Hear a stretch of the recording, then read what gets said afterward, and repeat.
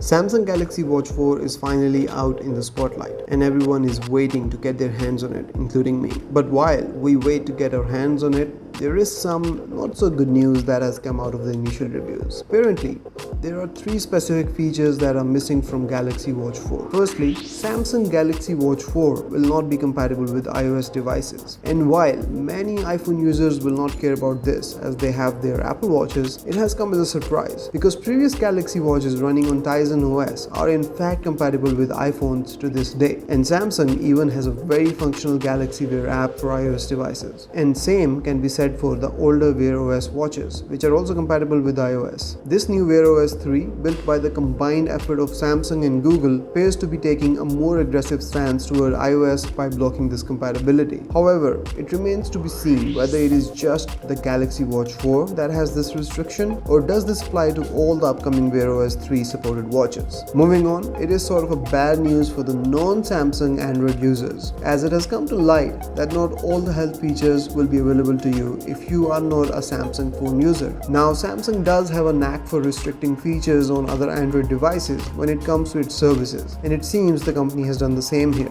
When it comes to Samsung Galaxy Watch 4, it is packed with the latest health tracking features such as ECG, blood pressure monitoring, and bioelectrical impedance sensor. However, ECG and blood pressure monitoring will only be available to you if you're using a Samsung phone with your Galaxy Watch 4, as it requires the Samsung Health Monitoring app to work properly. When you come to think of it, these features as it is are still not available worldwide, and there are only a handful of countries where you can use them. So you must first check if these health features are available in your country or not before sweating about it too much. But despite all this, there is still hope, as non-Samsung Android users will still be able to use the bioelectrical impedance feature of the Galaxy Watch 4 to measure their body fat, among other things. And finally is the absence of Google Assistant from Galaxy Watch 4. This is absolutely cruel from Samsung. Even though Galaxy Watch 4 is Wear OS powered now, even though it is using Google Play Store for app support, Samsung has the audacity to remove Google Assistant from Galaxy Watch 4. Okay, I may be overreacting a bit too much here,